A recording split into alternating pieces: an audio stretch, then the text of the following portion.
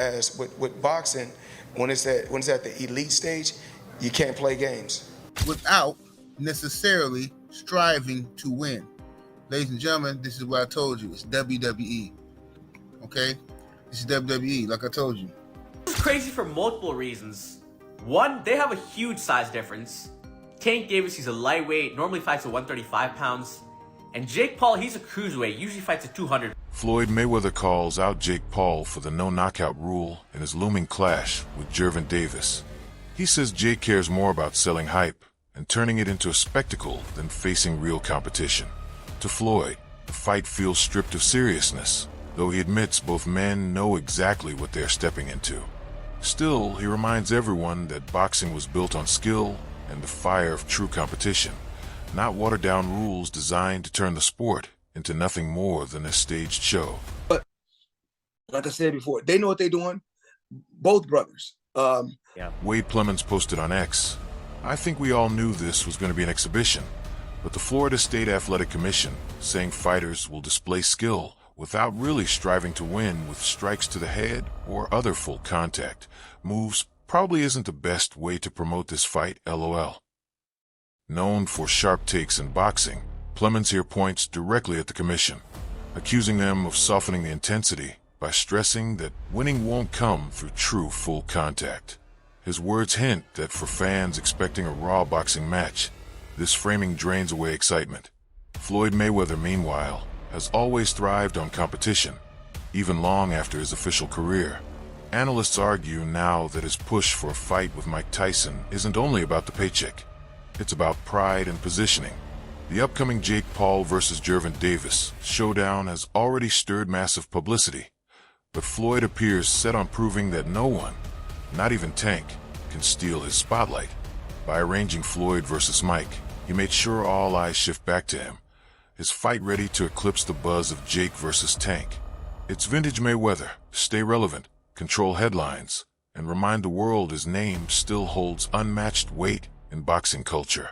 Now that there's so many celebrities and so many people that are known where you can get somebody and they can sell tickets to events, that's what kicked off the social media influence boxing that Jake Paul was birthed from. Now we're in a vacuum. And so there's going to be a lot of conversation about that and continuing to do that. In this particular video, though, I want to get into the mind of Floyd Mayweather Jr. and why Floyd Mayweather Jr. would do this. There is the money, but there's also the competitive nature of Floyd Mayweather Jr. and him not wanting to have other people think that they're a bigger star than he is. Floyd Mayweather Jr. has not been able to really launch his star outside of the sport of boxing, so he continues to do exhibitions. Now, what I think is that Floyd Mayweather Jr.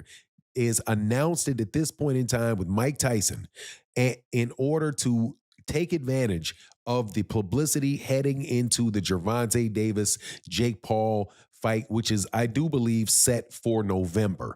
So now that they have all the publicity and all that stuff coming out from that, he's going to piggyback on it and then try to have it in the beginning of next year sometime and actually make it a bigger event than Gervonta versus Jake Paul. And it probably will be. And the reason that I say that is because of Mike Tyson. At the core of it all is the question of legacy. Mayweather, retired and undefeated, has nothing to fear from these exhibitions. For him, it's about money and keeping his reputation polished. Jake Paul, still a newcomer, leans on these spectacles to grow his name. But for Gervonta Davis, the choice cuts much deeper. Every fight he takes now shapes the direction of his career. By chasing entertainment instead of competition, Davis risks losing respect from purists who want him tested against real contenders. The question becomes, is quick fame worth lasting consequences? Whether what is going to happen in that fight is basically the same thing as what's happening to Canelo Alvarez and Terrence Crawford, except for that is a live action fight that is a real competitive fight. But the marketing of it is the same thing, and the fact that somebody is going to pay for it is more likely with Floyd Mayweather Jr. and Floyd Mayweather Jr. and Mike Tyson than it is with even Jake Paul and Gervonta. But I think that it really is an attempt to compete with Gervonta Davis by setting up a bigger fight than Gervonta Davis is having. And now I'm going to tell you this something else too. I would not put it past these people. What's about to unfold in that fight feels almost like a mirror to what's happening with Canelo Alvarez and Terrence Crawford. Except their clash is a live-action battle, a real competitive war. Yet the marketing behind it all carries the same energy. And the willingness of fans to pay is far stronger when names like Floyd Mayweather Jr. and Mike Tyson are involved than when it's Jake Paul and Gervonta. At its core, this move looks like a direct attempt to outshine Gervonta Davis by arranging a spectacle bigger than whatever Jake and Tank can deliver. And let me add this, don't put anything past these people. Tank versus Jake might have been enough to dominate headlines, but Floyd's decision guarantees the boxing world has no choice but to look his way. For years, he's perfected the art of keeping attention centered on himself, even if it meant pushing past boxing's traditional lines. His latest play only proves that instinct. He won't let anyone, not Jake Paul with a celebrity pull, not Tank Davis in his prime, become the centerpiece of this era. With Tyson by his side, Floyd crowns himself the main attraction yet again. The nostalgia of Tyson's name blended with Floyd's undefeated legend creates a storyline far more marketable than Jake versus Tank. Meanwhile, the controversy around Jake Paul versus Gervonta Davis comes down to the fight status. It isn't sanctioned as an official boxing contest. The commission's refusal to recognize it as professional means it's only an exhibition, something closer to a show than an authentic clash. Critics argue this edges into WWE-style entertainment, where spectacle outweighs victory. With no knockouts promised and no official stakes in play, many fans dismiss it as a marketing stunt instead of a real fight. And while that may spark a burst of buzz, it strips away the purity of boxing for those who still long for genuine competition. Will face Gervonta Davis in an exhibition match. Quote, "You can't do a fight like that as a pro fight," Shipman said. It'll be an exhibition fight, end quote. Similarly to the concerning location move, he states that the main reason for this is the significant weight disparity between the two opponents. An exhibition is defined by Florida statutes as a boxing, kickboxing, or mixed martial arts engagement in which persons participating show or display their skills without necessarily striving to win, using strikes, elbows, blah, blah, blah. So the key word here is, key phrase, show or display their skills without necessarily striving to win. Ladies and gentlemen, this is what I told you. It's WWE. Okay? This is WWE, like I told you. These are setup fights. These are rigged fights. I know Jake Paul gets upset when people say he ain't a real fighter and all that stuff. But I think the Mike Tyson fight pretty much showed everybody that, Mike was pulling back on his punches, and it just was weird to me. You know what I'm saying? Now you got Gervonta Tank Davis getting ready to sell his soul to go up in here and move around the ring with Jake Paul.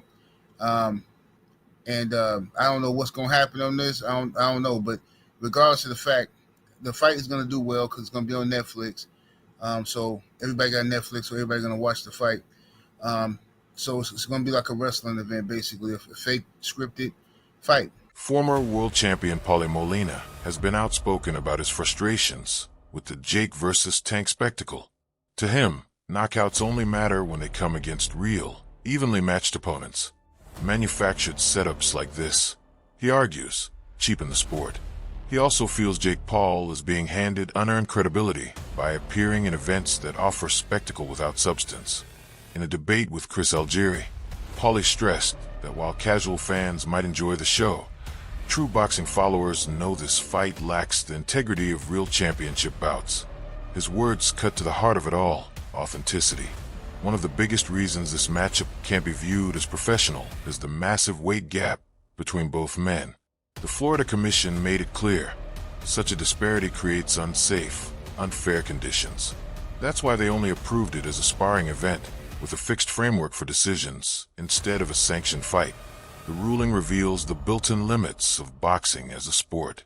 Entertainment can stretch far, but eventually regulations step in, and the fact it had to be framed as an exhibition only highlights just how unusual this matchup really is. Paulie, knockouts, dude. Knockouts. People like knockouts. They don't care if you're knocking out cab drivers. Look at Jake Paul's career. You can manufacture that though. You can manufacture that though. You can manufacture knockouts. You can't manufacture. To a Gervonta degree, Davis you can. To a degree. I mean, you can't. Yeah, Gervonta legitimately cannot get knockouts. I agree. He can punch, but there's a lot of limited knockout artists though, man. He's one of the least active punchers in the game with the highest knockout percentage of current heavyweight. But if he was a real knockout artist, champions. If he was a real knockout artist, prop him up against the best of the best. Felix Trinidad was a knockout artist. He was knocking out the best of the best.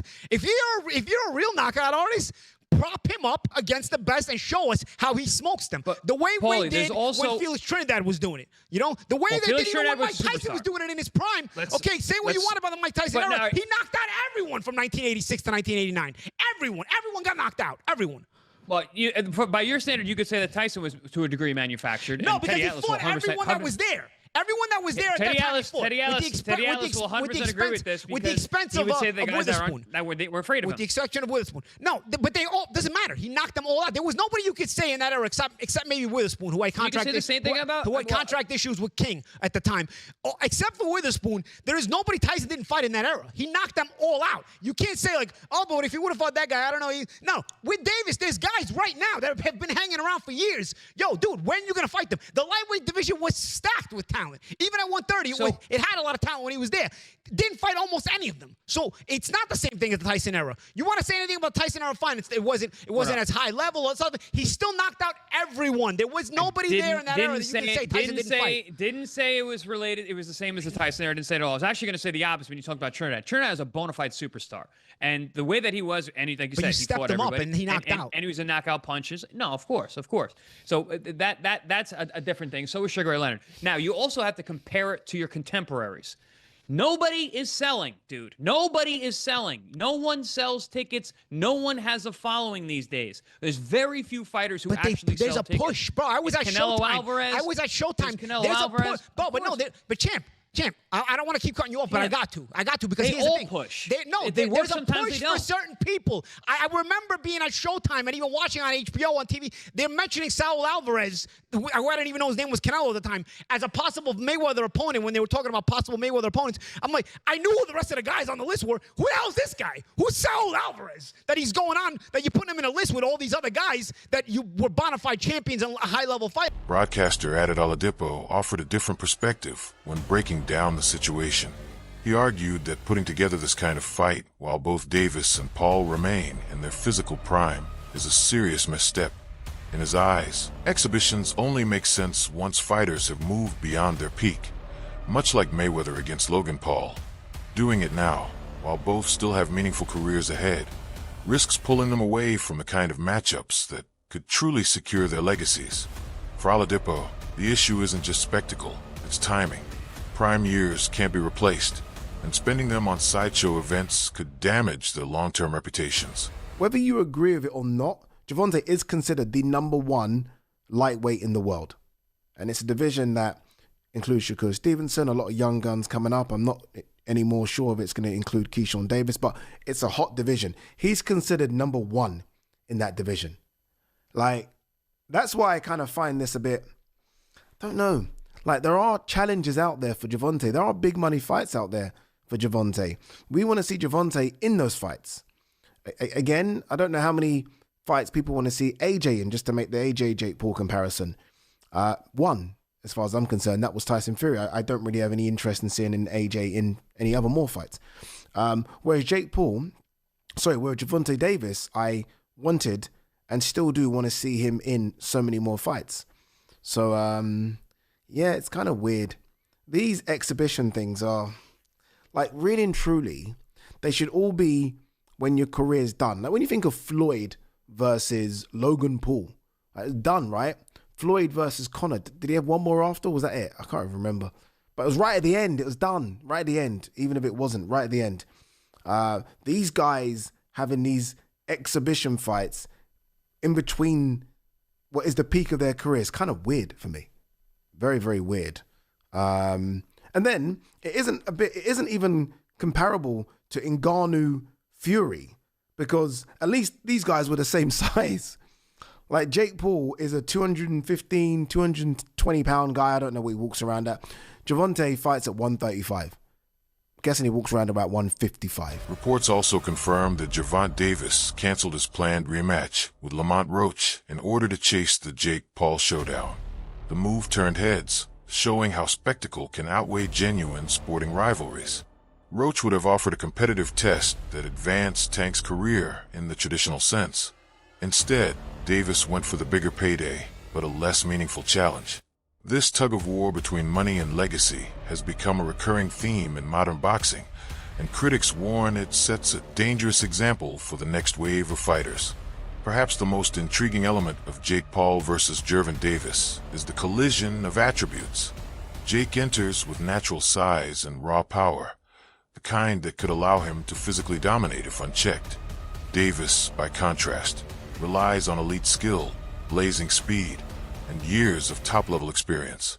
That blend creates true unpredictability. Can precision and craft defeat size, or will brute force break down technique? These kinds of contrasts are rare in boxing's tradition because weight classes were built to prevent them. By tearing down that barrier, the fight mixes danger with intrigue, keeping audiences invested despite its exhibition status. So breaking news, Jake Paul will be taking on Tank Davis in an exhibition on November 15th in Atlanta, Georgia, live on Netflix. And this is crazy for multiple reasons. One, they have a huge size difference. Tank Davis, he's a lightweight, normally fights at 135 pounds. And Jake Paul, he's a cruiserweight, usually fights at 200 pounds. So there's a good 60 to 65 pound difference here. It could also mean that Tank Davis is no longer interested in competing for titles anymore and is cashing out of boxing. You know, there's been a lot of talks that Tank is nearing retirement this year, and he was supposed to rematch Lamont Roach after their first fight went to a draw. But instead of chasing the Roach rematch, instead he takes the Jake Paul fight for money. So maybe this is Tank's last, or one of his last fights. And same for Jake Paul. He just got ranked number 14 at cruiserweight after beating Julio Cesar Chavez Jr. So he's supposed to be fighting other ranked contenders or top guys at cruiserweight. But instead, he's taking a money fight. But I do expect these two to go after each other. Even though it is an exhibition, I don't think it'll just be some boring sparring match. I do think they'll try a decent amount. But Tank, obviously, is a lot more skilled. Jake, he has a lot more size. But you guys let me know who you got. Former heavyweight Eddie Chambers entered the debate with a vital reminder. Dismissing Gervonta Davis would be a serious mistake. Yes, Jake Paul's size advantage is plain to see.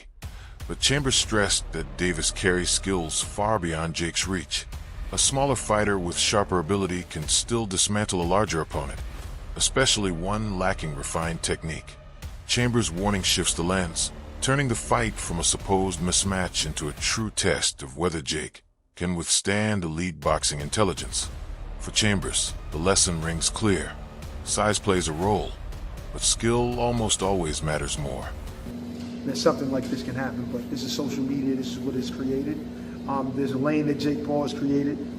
Honestly, I'm not mad at him for it. He's gotten a lot of fighters and, you know, actual fighters some shine. It also has done for women's boxing a lot. So I'm not mad at him for what he's been in boxing, what he's created.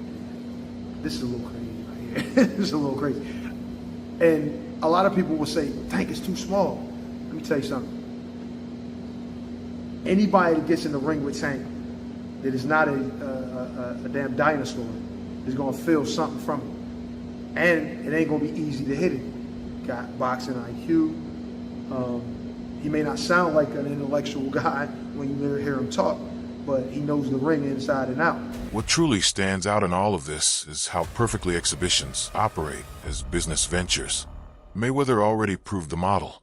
Take fighters from different eras or backgrounds, frame the bout as a once-in-a-lifetime event, and cash in on spectacle. Jake Paul has followed that blueprint with remarkable success, while Tank Davis now risks sliding into the same lane. The promotional engine behind these shows feeds on controversy, heated debate, and the wildfire of social media buzz. Love the matchup or hate it, one result is inevitable attention, and that attention flows directly into pay-per-view buys. do aside from make it extremely ugly by grabbing him and probably trying to throw him to the ground. I don't know what else, bite him. I don't know, but I mean, the skill level alone. Now, of course, there is a size difference, a height difference, and all that, but he's just going to struggle so much landing a shot. You know, it's just going to look bad. To me, this is the way I see it. It's going to look bad. Tank is going to be too fast. And the punch, I believe, I'm not saying it's going to knock him out or, you know, but he's going to feel it. Are you surprised at the backlash that Tank is getting? No, yeah. What is going on with why are they mad at the fighters for this? That's all for today's video. Keep watching. Until next time.